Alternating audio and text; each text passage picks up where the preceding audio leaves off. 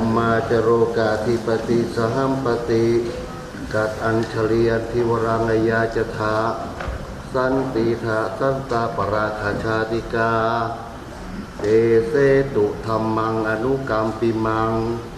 ปะชัง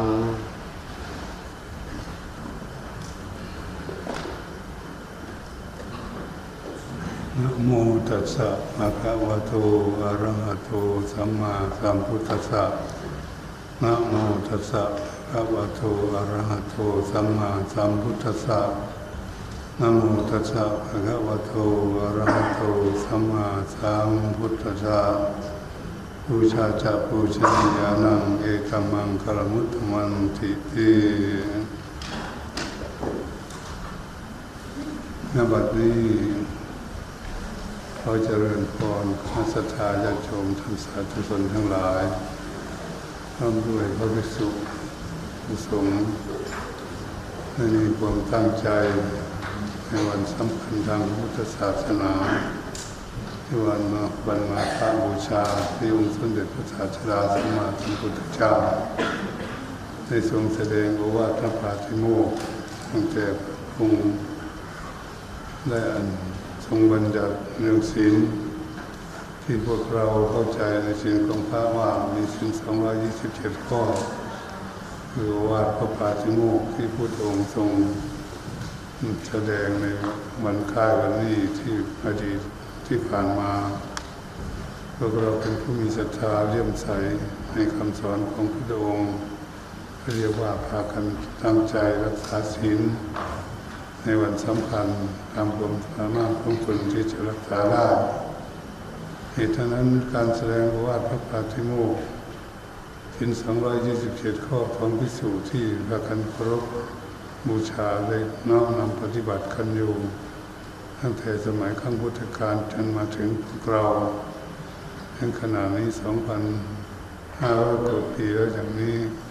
ก็เรียกว่าเป็นโชคดีที่พวกเราท่านทั้งหลายได้มาพบมาเห็นได้ยินได้ฟังจากครูบาอาจารย์จากปู่ย่าตายายทั้งหลายให้สืบกันมาจนถึงปัจจุบันถ้าเราคิดอย่างนั้นก็จะเข้าใจว่าเรานี่ความโชคดีที่ได้ฟังคำสั่งสอนของพระพุทธเจ้าที่พระองค์จะเทศนาไว้ในพระคำตั้งใจรักษาศีลตามกำลังความสามารถของตนในวันนี้บัดนี้เราก็ได้พากันกล่าวคำบูชาดอกไม้ธูปเทียนที่เจ้าพระเจดีย์คือพระสถูปมันเป็นเครื่องปรากฏแทนองค์สมเด็จพระสัมมาสัมพุทธเจ้าแต่ว่าเป็นหลักฐานที่เราจะน้อมนำพิจารณาในสมัยครั้งอดีตการมาจนถึงปัจจุบันนี้เราก็ยังไม่ลืมอยู่ให้ตั้งใจทำคุณงามความดีอยู่นี่เป็นโชคดีที่ชีวิตของพวกเราได้มาพบพุทธศาสนาที่มีเหตุมีผลถ้าทำดีมีความสุขทำบาปความชั่วมีความทุกข์เราเชื่อมั่นอย่างนี้จึงได้พากันประพฤติปฏิบัติฝึกหัดอบรมตนเองทำกำลังความสามารถของตนตามกำลังของธรรมหลักพระพุทธศาสนาเรียกว่าเป็นหัวใจของพุทธศาสนาที่คนได้นับถือรักษาปฏิบัติกันมาเรื่อยๆจนถึงพวกเรานั่นเป็นเรียกว่าเป็นบุญเป็นกุศลที่พวกเราได้รับด้วยกันทุกคนท่านทุกคนที่ได้พากันตั้งใจมาจากทางไกลก็ดีจากกรุงเทพพระมหานครในจังหวัดต่างๆได้สัญจรมาจนถึงสำนักปฏิบัติในสถานที่นี้ก็เรียกว่าเรามีศรัทธาเชื่อมั่นในคุณงามความดีที่ตนเองกระทำนำไปเรื่อยๆถึงเป็นอธิธารมอยู่เรียกว่านึกถึงอดีตที่พระพุทธองค์ทรงแสดงว่าพระปาติโมกข์นั้นอยู่ในใจของตนเองเรียกเป็นผู้มีศรัทธาเลื่อมใสอย่างนั้นเหตุฉะนั้นวันสำคัญนี้ครับเมื่อเรากล่าวไปเมื่อกี้นี้มันเป็นอันสมควรที่ว่าภิกษุ 1,250 รูปนั้นไม่ได้นิมนต์ไม่ได้เชื้อเชิญไม่ได้นิมนต์มาด้วยอย่างไรเป็นภิกขุเขาเรียกว่ามาด้วยฌานมาบนอากาศ เราก็เหมือนกับ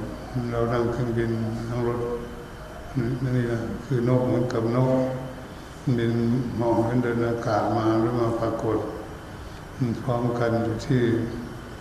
วัดเวรุวันกำลังทำที่สถานที่กรุงพระราชคฤห์ในประเทศอินเดียเป็นสถานที่พวกเราชาวพุทธไปกราบไหว้บูชากันมาเรื่อยๆตามกำลังของตนที่สามารถไปได้แต่เราไม่ได้ไปก็ไม่เป็นไรเราได้น้อมนึกถึงวันสำคัญอย่างนี้ก็เป็นบุญเป็นกุศลที่ทุกคนได้กระทำที่เป็นที่พึ่งของตนมาเราพึ่งพระพุทธศาสนามันพึ่งอะไรพึ่งพระพุทธธรรมพระสงฆ์พึ่งพระพุทธก็คือนั่นนึกถึงคำสอนของพระพุทธเจ้านั่นนึกถึงคุณพระธรรมที่พระองค์สอนนั้นสอนให้เราปฏิบัติกันอย่างไรวันนี้น้อมนึกถึงพระอริยสงฆ์สาวกทั้งหลาย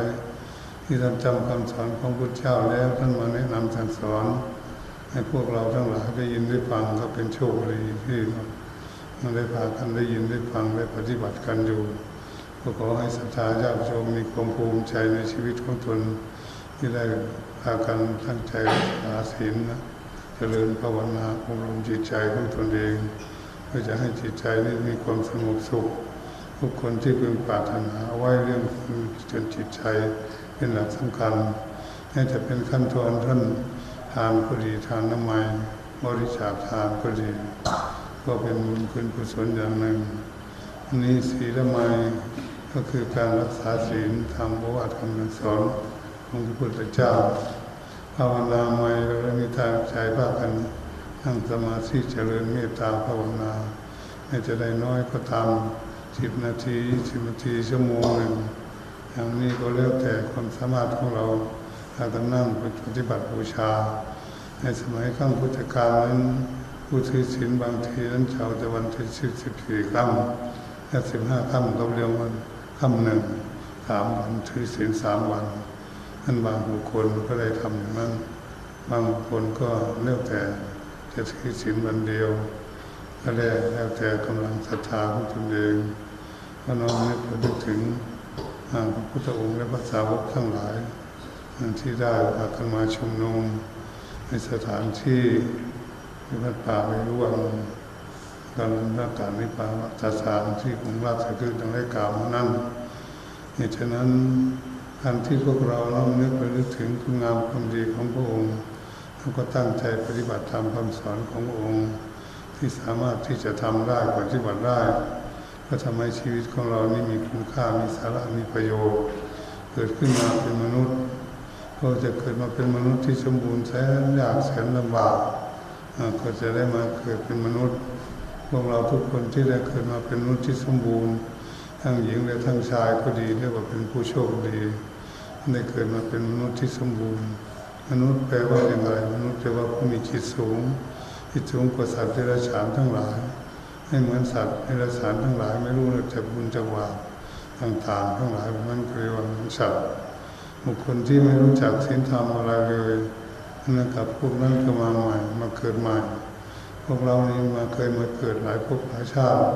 ให้ทำบุญทำทานการกุศลรักษาศีลเจริญภาวนามาแล้วเราก็ทำต่อทำเพิ่มพูนบุญบารมีของตนยังให้เจริญรุ่งเรืองขึ้นไปเรื่อยๆชีวิตเราก็เลยมีผลมีประโยชน์มากที่สุด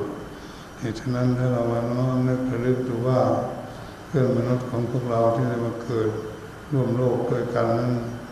รวมรับต่อไปเรื่อยๆทั้งนั้นผู้รวมรับต่อไป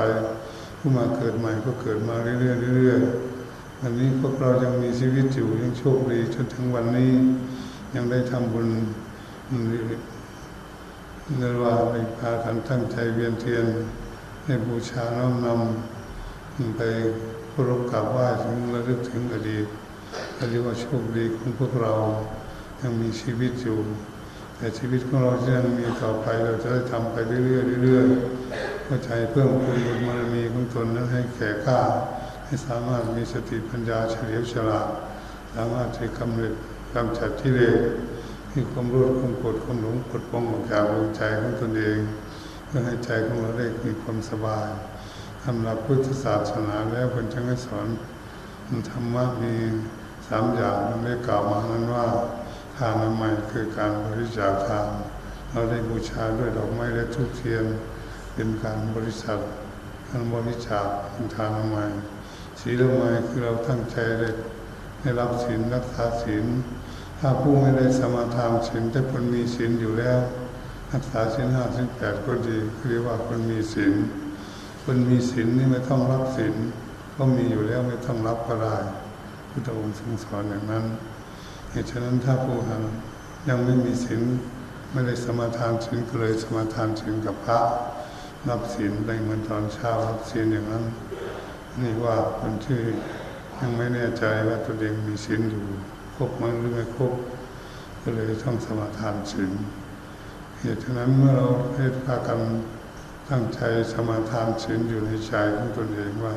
เราจะรักษาศีลตามกำลังความสามารถของตนเราจะนั่งเจริญเมตตาภาวนาเพื่อบูชาเป็นการปฏิบัติบูชาแห่งองค์สมเด็จพระสัมมาสัมพุทธเจ้าเขาเรียกว่าเราตั้งใจปฏิบัติการฝึกหัดอารมณ์จิตใจเป็นเรื่องที่สำคัญเราจะพากันฝึกฝนอารมณ์จิตใจของเรานี้ทำให้จิตใจสงบเป็นสมาธิก็เรียกว่าปฏิบัติบูชาอันที่พระพุทธองค์ทรงสอนว่าการปฏิบัติบูชาและการบริจาควัตถุบูชามันก็ต่างกันแต่ผู้ปฏิบัติบูชานั้นก็ทำให้จิตใจของเรานั้นมีความสงบสุขมีความสงบสุขมีอยู่ในอารมณ์หนึ่งอารมณ์เดียวไม่ได้คิดหลายอารมณ์จิตใจในฟุ้งซ่านพวกเราเสียสละมาจากเคหสถานบ้านช่องของตนเองแล้วเรียกว่าเป็นผู้ชัยชนะไม่ติดอยู่ในบ้านของตนเองมาถึงวัดถึงวาได้เรียกว่าโชคดีเมื่อคนบางคนนั้นมาสามารถที่จะหนีจากบ้านจากช่องมาปฏิบัติเหมือนอย่างพวกเราคือว่าคนนั้นยังออกมาไม่ได้ยังไม่มีชัยชนะกิเลสคือความตนีความยึดมั่นถือมั่นอยู่ในบ้านของตนเราทุกคนที่ออกมาได้คือว่าเราชนะแล้วชนะความตนีแล้วในได้บุญได้กุศลตอนหนึ่งเมื่อได้มาปฏิบัติจริงๆมาเรียนเทียนจริงๆแล้วได้ความสงบทุกคนน้อมนึกถึงอดีตขั้งพุทธกาลด้วยใจของตนเองก็เรียกว่าการปฏิบัติบูชาสมัยขั้งพุทธกาลนั้นคือการกราบไหว้บูชาพระเจ้าพระสงฆ์ก็ดีบุตรกราบไหว้พระพุทธเจ้าต้องเวียน3 รอบก่อนเป็น3 รอบด้วยการเดินเวียนรอบพระพุทธองค์ตามหลักพุทธศาสนาแล้วก็ยกมือไหว้ซะก่อนแล้วจึงไปนั่งลงที่อันควรเที่ยวจะได้รับฟังเทศน์ฟังธรรมคำสอนของพระพุทธองค์นั่นเป็นหลักที่พระพุทธองค์ได้แสดงเอาไว้พวกเราท่านทั้งหลายได้ทำเต็มใจของตนเองว่าภูมิใจที่ตนเองมีชีวิตอยู่ให้ทำคุณงามความดีเช่นนี้อย่างไงใจของเราก็จะได้สบายแต่มีความสุขความสบายว่าตนเองมีบุญมีกุศลมีคุณงามความดีเกิดขึ้นในตนเองนี่เขาเรียกว่าภูมิใจทำให้ใจสบายเมื่อจิตใจของเราวุ่นวายไม่สงบไม่มีความสุขเราควรนึกถึงคุณงามความดีที่ตนเองได้สร้างเอาไว้มาพิจารณาในจิตในใจของตนเองให้ใจของเราได้ดื่มรสพระธรรมคำสอนของพระพุทธเจ้าว่าพระองค์ให้ทำอย่างไรให้ปฏิบัติตนอย่างไรเพื่อจะเกิดไปในชาติหน้าก็ดีให้เจริญรุ่งเรืองคนนี้มีสติปัญญาเฉลียวฉลาดดีกว่านี้มีพอค้าทรัพย์สมบัติทั้งหลายก็ดีกว่านี้อยู่สภาพร่างกายก็อยู่ในที่ไม่มีโรคภัยไข้เจ็บอยู่สุขสบายนี่ความมุ่งหมายของพวกเราทำคุณงามความดีเหตุฉะนั้นทุกคนให้ภูมิใจในชีวิตอย่างนี้ก็จะทำให้เรามีความสุขเรื่อยๆเมื่อเราอยู่บ้านก็ดีแล้วเราไปต่างประเทศก็ดีเราก็พากันตั้งใจปฏิบัติอย่างนี้ก็จะเรียกว่าเป็นสาวพุทธที่แท้จริงไม่หลงไม่เรื่องไหลไปที่ไหนไม่ไปตามลัทธิต่างๆที่เขาเป็นการอยู่เราก็เห็นว่าลัทธิต่างๆเป็นเรื่องของคนอื่นเรื่องของคนอื่นมีลัทธิต่างๆปฏิบัติต่างๆจากชาวพุทธของเราก็จะมองได้เห็นชัดเจนในสมัยแต่อดีตหรือว่าสมัยในปัจจุบันนี้ยังมีรบราฆ่าฟันยังเบียดเบียนกันยังเสี่ยงประเทศซึ่งกันและกันอยู่วุ่นวายอยู่นั้นมีความทุกข์สอนทำไมสอนธรรมะทำให้คุณมีความทุกข์อย่างนั้น เป็นเรื่องของเขาเป็นเรื่องของพวกเราที่สอนศีลตัวปานาก็ศีลให้มีเมตตาต่อซึ่งกันและกันให้อยู่ด้วยกันเหมือนพี่เหมือนน้องเหมือนพ่อแม่เหมือนลูกเหมือนหลานอยู่ปู่ย่าตายายอยู่ด้วยความสงบด้วยความเมตตาต่อซึ่งกันและกันถ้าคนเรานี้อยู่ด้วยความเมตตาต่อซึ่งกันและกันแล้วก็จะไม่สร้างบาปสร้างกรรมสร้างเวรอะไรเกิดขึ้นจะได้มีแต่คุณงามความดีทำอะไรทำด้วยกันกระทำความดีพูดจาอาศัยกับผู้ใจชักชวนไปในทางที่ดีการคิดอ่านในจิตในใจก็ชักชวนผู้อื่นให้มีความคิดความอ่านไปในทางที่ดีที่จะมีความสุขเกิดขึ้นนี่ว่าเราตั้งอยู่อย่างนั้นในการทุกท่านทุกคนอยู่ด้วยกันมีความสุขอยู่ทุกคนอยู่ที่ไหนอย่างวันตะมนใดก็แล้วแต่ไปไหนมาไหนก็แล้วแต่เรียกว่าคนมีคุณงามความดีมีความเพียรอยู่ความเพียรนี้ไม่ใช่เราจะไปนั่งสมาธิอย่างเดียวที่เป็นความเพียรแม้แต่เราจะเดินนั่งนอนอยู่ก็ดีเราเลือกถึงคุณงามความดีเลือกถึงการปฏิบัติของตัวเองอยู่เรียกว่าคุณไม่ประมาทในชีวิตเป็นผู้มีความเพียรพยายามปฏิบัติตนเพื่อตั้งอยู่ในคุณงามความดีให้เกิดให้มีขึ้นเกิดไป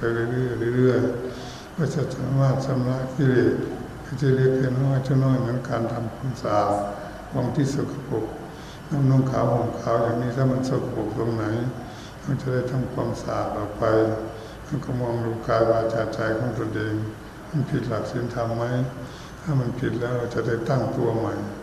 เพื่อจะรักษาไว้ให้ไม่ให้ผิดจากหลักงามความดีดังนั้นเรียกว่าคนทำความสะอาดผู้ปฏิบัติภาวนาทำความสะอาดที่สิ่งที่สกปรก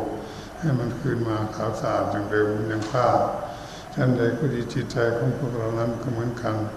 ถ้าจิตจะทำจิตใจให้ของแข็งให้ขาวสะอาดให้บริสุทธิ์นี่ว่าเป็นคำสอนของพระพุทธเจ้าแต่ทุกพระองค์เนี่ยฉะนั้นพวกเราท่านทั้งหลายที่เป็นชาวพุทธนี่น้อมนึกระลึกถึงพระพุทธเจ้าที่มันเกิดขึ้นในโลกนี้มามีหลายแสนหลายล้านองค์มันอย่างสัมพุทเทที่เป็นสวดกันไม่มีตรัสรู้เราก็คงจะเคยเกิดบางตามบางชาติให้เกิดได้ทำคุณงามความดีบางชาติอาจจะผิดพลาดไปได้แต่วันนี้เราได้เป็นมนุษย์ที่สมบูรณ์แล้วเราควรที่จะไม่ให้มันพลาดจากคุณงามความดีให้มันเกิดให้มันพบมาเห็นเมื่อได้ยินได้ฟังแล้วจะตั้งใจพากันทำคุณงามความดีต่อไปเขาเรียกว่าเรานี่จะเพิ่มพูนคุณงามความดีของตนให้มากขึ้นจนชำระกิเลสให้มันจากดวงใจไปเทียบเหมือนกิเลสมันกับน้ำที่มันขุ่นน้ำที่มันขุ่นถ้าเรามีน้ำใส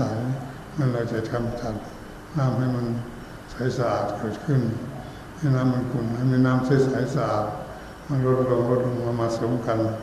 ผสมมากขึ้นน้ำที่มันสกปรกมันขุ่นมันก็จะเจือจางลงไปแล้วมันก็ใสสะอาดขึ้นมาได้ท่านใดก็ดีเมื่อเราสารส้มมากรองแล้วมันก็สะอาดขึ้นน้ำสามารถจะอาบจะดื่มกินก็ดีไม่มีความวันไหวอะไรเพราะน้ำสะอาดบริสุทธิ์ก็ดื่มกินได้ชั้นใดก็ดีคุณสร้างคุณงามความดีก็ต้องการเช่นนั้นเมื่อเราทำลายกิเลสหมดจดจางใจเมื่อนั้นเลยเมื่อนั้นเราถึงใจพ้นทุกข์การพ้นทุกข์ทุกคนก็อยากพ้นทุกข์ไม่มีใครอยากทุกข์ถ้าคนเห็นทุกข์แล้วก็คนอยากหนีจากทุกข์อยากอยู่ในความสุขสบายทำคำสอนของพระพุทธเจ้าถึงว่าองค์เทศนาไว้ว่าทุกข์สมุทัยนิโรธมรรคเรียกว่าเห็นทุกข์ก่อนถ้าคนเห็นทุกข์ก็อยากจะพ้นทุกข์ก็เลยปฏิบัติกันเพื่อฝึกฝนอบรมตนเองเพื่อตั้งในคุณงามความดีจึงจะพ้นทุกข์เมื่อจิตใจมีอารมณ์มีแต่ความสุขสบายอยู่ยืนเดินนั่งนอนไปที่ไหนก็สบายอยู่ด้วยเป็นผู้มีสติปัญญาเฉลียวฉลาดแหลมคมว่องไวแก้ปัญหาที่อยู่ในใจของตนเองนั้นเพื่อจากความชั่วทั้งหลายออกจากใจได้ใจก็เลยสบายเรียกว่ามีความสุขความสบายทั้งกายและทั้งใจ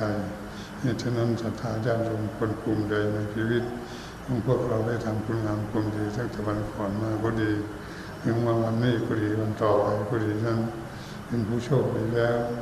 ขอให้ทุกท่านนั้น ถ้ามีจิตประสงค์จำนงปรารถนาในสิ่งใดไว้ในใจก็ขออำนาจบุญกุศลจงดลบันดาลให้ทุกท่านให้ประสบพบเห็นแต่สิ่งที่ตนเองปรารถนาด้วยกันทุกท่านทุกคนเถิดขอเจริญพร